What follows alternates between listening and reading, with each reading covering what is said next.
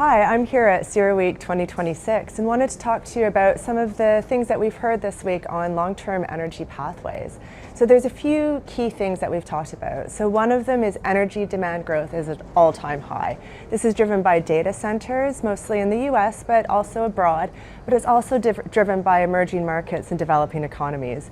So we're seeing a huge amount of growth due to population growth, due to economic growth, industrialization, higher living standards, heat waves driving up energy demand.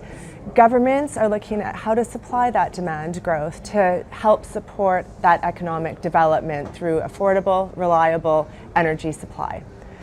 Secondly, with the existing political environment, we're seeing energy security and security of supply at the forefront of these discussions alongside that affordability and reliability. And then we're also seeing the physical climate impacts that are becoming more and more visible.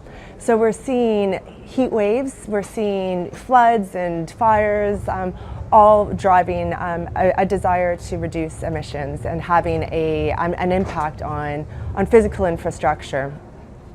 So with this in the backdrop, we've got increasing demand, we've got more visible climate risks, and we've got security of supply and affordability at the top of policy decision makers. So we've talked a lot about, well, what would actually a useful tool be and what would a long-term energy pathways look like to support governments in making policies as well as support companies in making sound investment decisions. So it's been a really interesting discussion, and here are some of the key characteristics that we've talked about. So we've talked about forecasts and not backcasts. We've talked about things like it has to be realistic and feasible and achievable.